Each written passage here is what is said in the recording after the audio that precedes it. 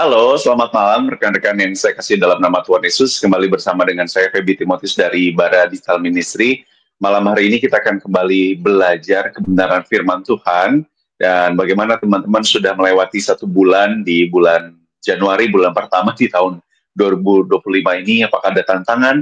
Apakah memunculkan harapan? Dan juga yang paling penting adalah apakah setiap langkah teman-teman di bulan Januari yang sudah kita lewati adalah langkah bersama dengan Tuhan. Nah, malam hari ini kita akan dimantapkan senantiasa melalui kebenaran firman Tuhan yang nanti akan disampaikan oleh hambanya Ibu Krisna.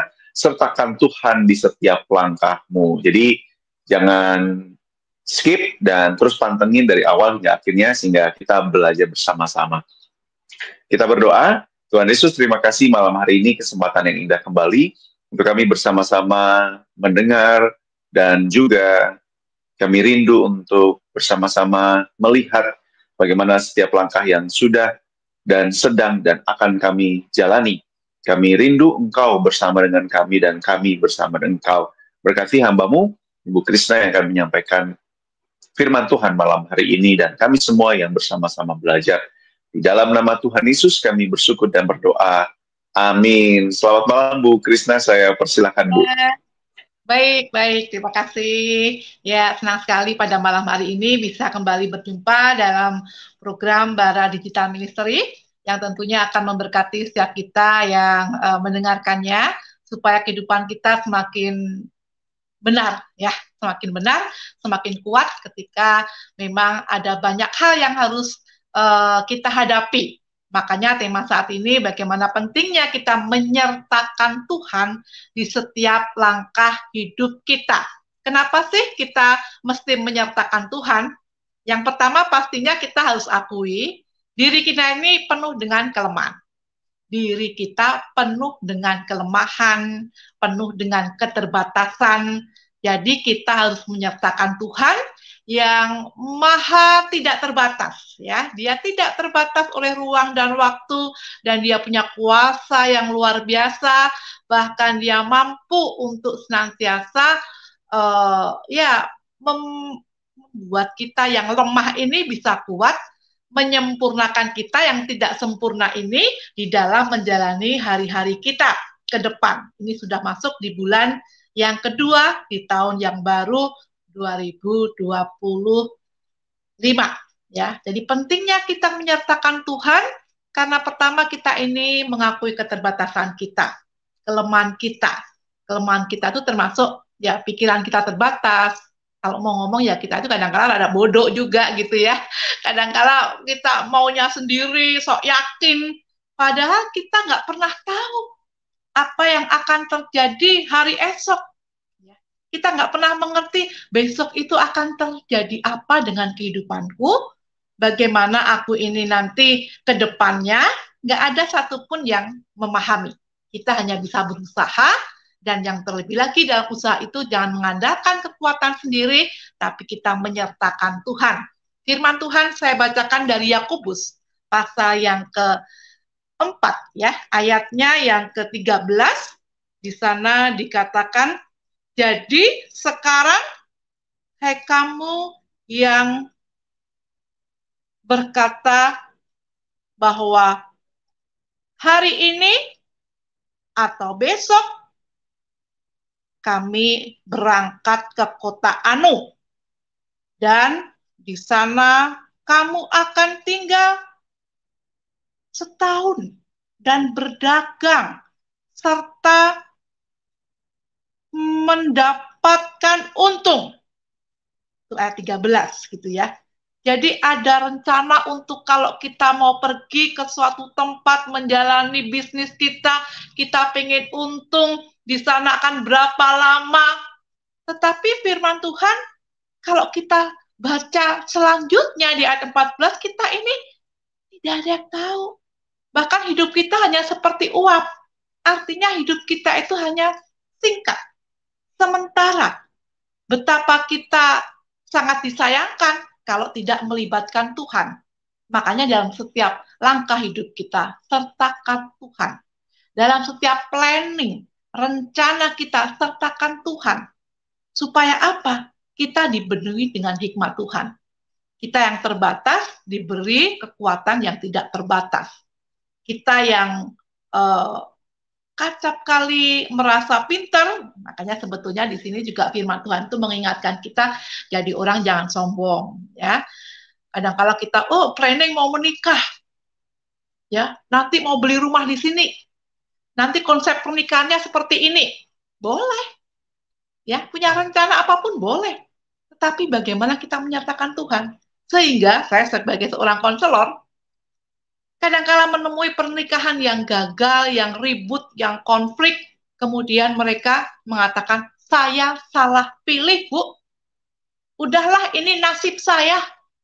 Kan nggak boleh begitu. Dulu ketika memilih jodoh, melibatkan Tuhan, enggak. Salah jurusan, Bu. Saya memilih jurusan studi saya salah. Saya nggak kuat, saya mau keluar saja. Dulu ketika mau memilih jurusan, ketika mau kuliah, apakah melibatkan Tuhan? Tuhan tolong, apa yang jadi kapasitas saya, passion saya di mana ya? Oh, lihat nilai-nilai rapotnya. Yang nilai-nilainya bagus di mana?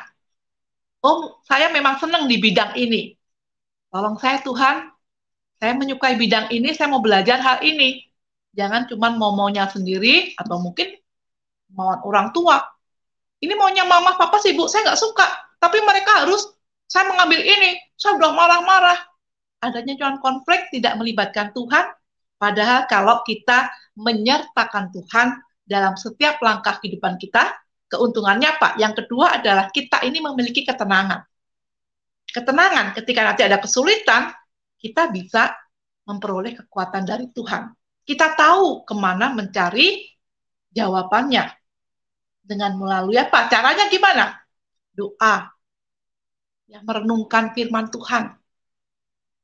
Selalu menyapa Tuhan di setiap bangun pagi supaya saya bisa melangkah tidak keliru. Tiap langkahku diatur oleh Tuhan dan tangan kasih-Nya membimbingku. Di tengah gelombang dunia menakutkan, hatiku tetap tenang teduh. Itu keuntungan yang kedua. Ketika menyertakan Tuhan, hati kita tetap tenang, tetap teduh. Bukan amarah emosi yang kita luapkan ketika ada persoalan atau mungkin kita salah dalam melangkah. Kita segera memperbaiki. Cari tahu ke Tuhan apa yang memang harus segera kita lakukan dan bagaimana kita membenahinya. Jadi sudah ada dua hal ya. Betapa pentingnya kita menyertakan Tuhan karena kita ini lemah, kita butuh kekuatan dari Tuhan. Karena kita ini terbatas, kita butuh ketidakterbatasan dari Tuhan yang Maha Kuasa, dan kita akan merasakan ketenangan manakala ada pergumulan, kesulitan ketika kita menyertakan Tuhan. Dalam planning-planning kehidupan kita, dalam setiap langkah keputusan yang kita ambil, supaya tidak keliru, sertakan Tuhan. Apalagi kita ini tidak pernah mengerti apa yang terjadi akan hari esok. Satu tahu, kan hari esok, namun langkahku tetap. Kita nggak tahu hari esok, tetapi langkah kita tetap kuat, melangkah dengan pasti. Bukan surya ku harapkan, karena surya kan lenyap. Bukan matahari yang kita harapkan, karena nanti juga akan tenggelam. Terbit di pagi hari, surya itu akan tenggelam di malam hari, akan gelap, kita nggak tahu. Tetapi yang kita andalkan siapa? Tuhan. Bukan surya yang ku harapkan, karena surya pun lenyap, tetapi Tuhan yang kita harapkan, yang kita andalkan. Makanya sertakan Tuhan dalam kehidupan kita. Tadi dalam kasus-kasus yang mampir di ruangan konseling saya ketika ada konflik dalam pernikahan, kemudian menyalahkan pasangannya, menyalahkan dirinya sendiri, marah-marah, menggerutu, salah saya, salah pilih. salahnya mama, salahnya papa, dia yang milihin jurusan. Saya yakin orang-orang yang semacam ini tidak menyertakan Tuhan di setiap planningnya. Firman Tuhan tadi mengatakan, kamu mau ke kota Anu, mau tinggal setahun, mau cari untung. Artinya dalam pekerjaan, dalam waktu yang kita tentukan, dalam setiap planning kita, yuk sertakan Tuhan, karena kita ini sebetulnya hidupnya hanya singkat. Tanpa Tuhan sangat disayangkan.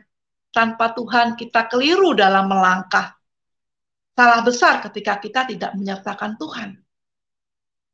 Betapa sombongnya kita ketika kita tidak menyertakan Tuhan.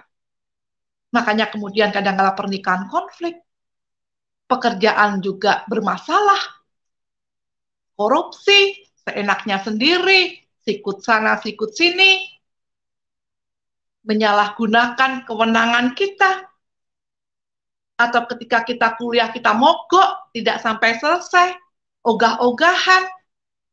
Ada juga kasus yang mampir ke tempat saya ketika dulu pandemi itu, orang tuanya ngertinya anaknya kos ya kuliah. Ternyata uang kuliahnya nggak pernah dibayarkan. Jadi uang kuliahnya itu ditransfer ke anaknya nanti yang punya nomor untuk akunnya masuk ke universitas itu bayar setiap bulannya, dia nggak pernah membayar. Ternyata dia hanya main terus. Alasannya, saya sedih nggak bisa ketemu teman-teman ketika pandemi. Ketika orang melibatkan Tuhan, pastilah kesepian itu bisa teratasi. Pastilah ada hikmat Tuhan untuk mengalir, oh bisa ketemu kok, asal waktunya terbatas. Oh bisa video call kok. Oh bisa mengerjakan tugas dengan Zoom kok. Tetapi ketika sudah malas menarik diri, kemudian menggunakan segala cara dengan akalnya sendiri. Pakai uang kosnya, nggak pernah dibayar sampai orang tua itu ditelepon oleh pihak kampus. Kenapa nggak pernah menyelesaikan uang semesterannya? Dan kenapa anak ini nggak pernah masuk? Ketika ada tugas-tugas nggak pernah ngumpul. Wah, kaget. Dan ketika dalam percakapan konseling biasanya mereka, ya memang kami jarang berdoa, Bu. Kami sibuk bekerja. Kami pikir anak kami bisa dipercaya. Semester pertama, semester kedua, bagus kok. Lupa untuk menyertakan Tuhan. Jadi, bisa jadi oleh karena kita nggak merasa tenang, kita nggak merasa kuat dalam menjalani hidup ini, kemudian menyelesaikan cara-cara sendiri, tidak menyertakan Tuhan, akibatnya bisa keliru. Jadi orang yang tidak menyertakan Tuhan sangat disayangkan. Yuk kita yang mendengarkan program Bara Digital Ministry ini, kita diingatkan untuk menyertakan Tuhan di setiap langkah hidup kita. Karena, waduh, godaan-godaan itu banyak. Gelombang kehidupan itu banyak. Arus kehidupan itu mengganggu kita itu selalu ada. Ya, makanya kita butuh tuntunan dari Tuhan.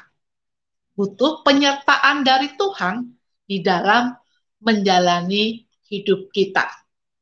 Ada kan lagunya yang Tuhan tuntun anakmu agar tidak tersesat, akan jauhlah seteru bila kau tetap dekat. Pimpin Tuhan, pimpin harus moderat, agar ku tetap tenang. Tuhanlah pemimpinku. Jadi bagaimana kita mengandalkan Tuhan. Tuhan, tolong dong pimpin aku, pimpin hidupku. Karena arus hidup menderas, persoalan-persoalan akan tetap ada. Tetapi Engkau yang bisa menyingkirkan aku dari setiap godaan, dari seteru itu lawan-lawan kita. Supaya aku tenang. Kita nggak tahu hari esok, sertakan Tuhan. Kita tahu Tuhan juga sudah menetapkan setiap langkah kita. Asal kita berseru kepada Tuhan, kita akan bisa menjalani setiap proses kehidupan kita apapun itu dengan kekuatan yang berasal dari Tuhan. Jadi nggak perlu takut, tetapi juga jangan sombong. Aku bisa kok. Ini kan karena aku. Kemudian kita melupakan Tuhan. Kita tidak menganggap Tuhan itu ada dalam kehidupan kita karena kepandaian kita. Kita kemudian menyepelekan Tuhan karena kita merasa selama ini kita berhasil. Kalau itu yang terjadi, kita memiliki kesombongan rohani. Padahal yang kita harus bangun adalah disiplin rohani. Disiplin rohani, teratur dalam menyapa Tuhan. Teratur di dalam kita baca firman Tuhan, melibatkan Tuhan, karena hidup kita ini seperti uap yang sebentar saja akan lenyap. Jadi jika kamu mau pergi ke kota Ano gitu ya, kota mana, artinya kita punya planning, kemudian kamu ingin tinggal setahun, kemudian kamu ingin mendapat untung, siapa sih yang tidak mau mendapat berkat? Setiap kita punya planning di tahun baru ini, bukan? Setiap kita ingin meraih hal-hal yang lebih baik, bukan? Jangan berjalan sendiri dan jangan mengandalkan kekuatan kita sendiri, tapi lebih dari itu, mari kita menyertakan Tuhan di setiap langkah hidup kita. Ketika kita mau tersandung, mau jatuh, Tuhan akan segera menolong kita. Tuhan sudah mengasih tahu dulu, hati-hati loh. Di sini hati-hati. Kalau kita menyertakan Tuhan, kita dengar-dengaran dengan suara Tuhan, nurani kita juga akan bekerja.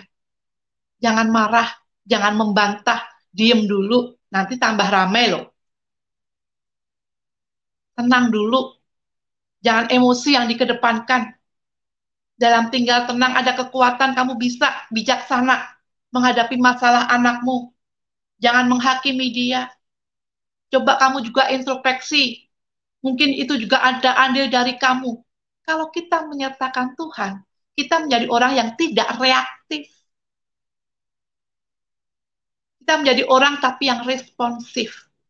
Memberikan jawaban dengan kita bergumul dulu, berpikir dulu, supaya ucapan kita ini juga ucapan yang menjadi berkat. Ucapan yang membangun. Dan itu bisa kalau kita menyertakan Tuhan. Ketika tidak ada konflik dengan pasangan kita, nanti kalau saya ngomong gini, pasti ribut. Tetapi saya harus ngomong, Tuhan tolong saya. Waktunya kapan yang pas untuk saya bicara dengan pasangan saya. Karena ini hal yang penting. Saya harus terbuka demi kebaikan keluarga, tapi saya juga harus menjaga hati buat pasangan saya untuk tidak serta-merta marah-marah. Beri waktu yang tepat. Nanti Tuhan akan kasih saat yang enak, yang nyaman, yang kita bisa masuk, kemudian bisa didengarkan. Akhirnya kita bisa mengambil solusi bersama-sama.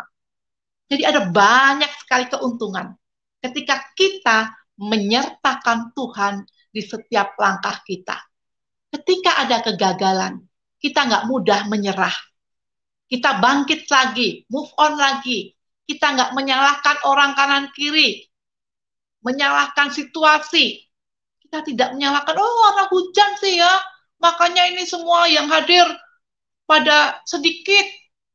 Mereka basah kuyup bersungut-sungut, nyalain kami seksi acara misalnya. Kemudian kita membalas, nggak tahu ya, kita kerjanya sudah repot, berbulan-bulan, enak aja tinggal datang. Ya, itu bagian yang kalau kita tidak menyertakan Tuhan, ketika ada problem kita mudah marah. Karena hati kita tidak didiami firman Tuhan. Tetapi ketika kita menyertakan Tuhan, tadi ada apa aja? Ada ketenangan, ada kekuatan, ada hikmat yang mengalir, ada kuasa yang kita peroleh dengan keterbatasan kita, dan ada keputusan-keputusan yang bisa kita ambil dengan benar. Betapa bersyukurnya kita punya Tuhan yang luar biasa, yang mau dan mampu dan terus mendampingi kita dari sekarang ke depan, besok, hingga selama-lamanya.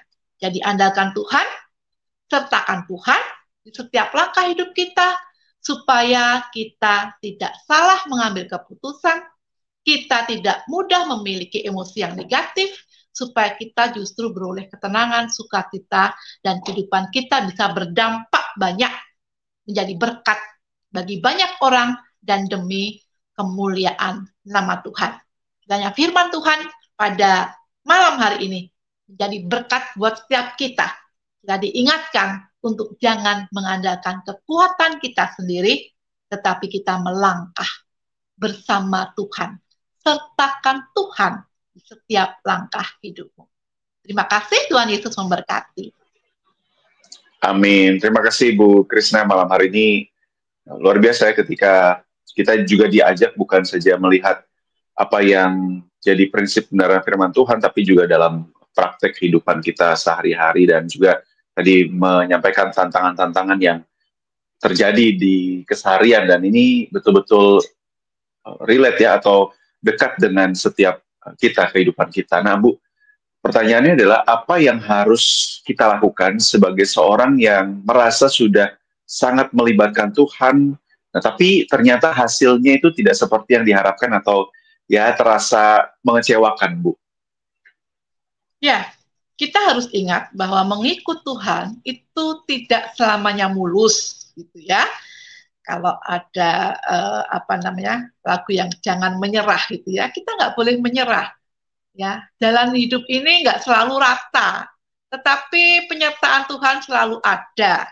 Jadi kalau sudah mengandalkan Tuhan, kok ternyata persoalan-persoalan itu tetap ada, Tuhan sedang membentuk Anda untuk lebih mengandalkan kuasanya, lebih kuat.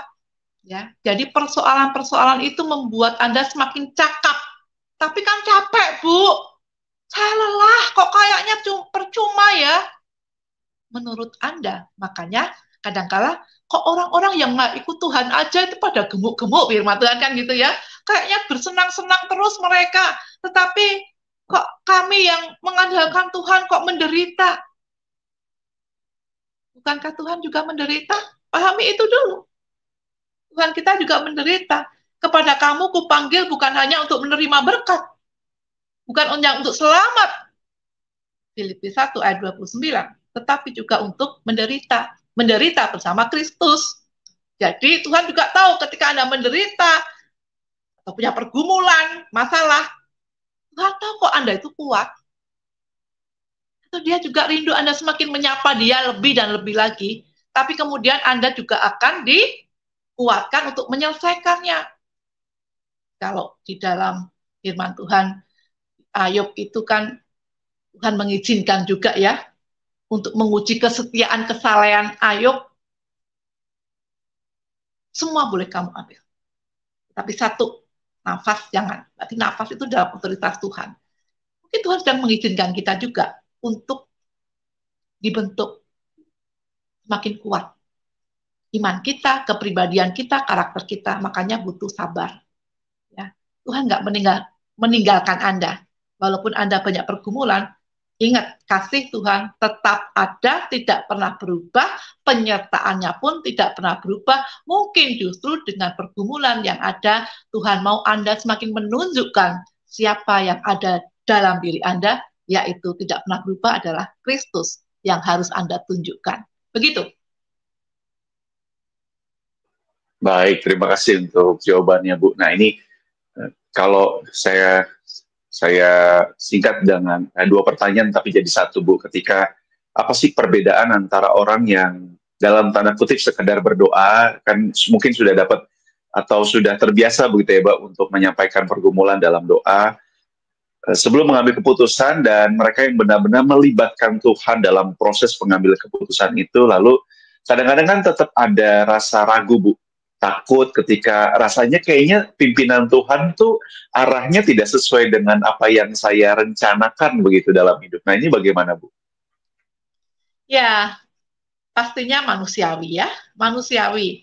Saya pun kadang-kala juga sudah menyertakan Tuhan terus juga, waduh nanti saya bicara apa ini ya, saya pertamanya ngomong apa ya, biar ini kan tempat yang baru, jumlahnya juga banyak ini yang hadir, saya tidak ngerti, misalnya selera panitia, keinginannya apa, saya tahu permintaannya ini, tapi nanti berkenan apa tidak, saya pun kadang-kala juga ragu. Apalagi juga anak-anak saya, mama doain ya, berkat kan mama doain. Mau seminar proposal, mau lamaran pekerjaan, mau ketika ada ujian untuk studinya, mah doain ya, pak doain ya, aku nanti hari ini ujian ini, misalnya, gitu ya. Berarti saya yakin dia juga sudah berdoa, tetapi keraguan itu tetap ada. Nah, itulah sebetulnya manusiawi, dan Tuhan juga paham kok itu. Artinya kemudian kalau kita tidak kemudian ketakutan yang berlebihan atau kekhawatiran itu mendominasi iman kita, nggak apa-apa. Itu nggak apa-apa. Firman Tuhan kan juga berkata jangan takut, ya, sebanyak 365 kali. Artinya sehari itu 1 kali. Tapi jangan terus-terusan, jangan tiap hari juga, ya. Jadi perkatakan iman, Tuhan saya takut, tapi Tuhan pasti menolong saya kan. Itu self talk. Iman itu nggak boleh hanya cuma di mulut, saya doa kok, beres, pasti lancar. Tapi kemudian ketika kita takut, itu justru dinamika iman. Tuhan tolong saya kan.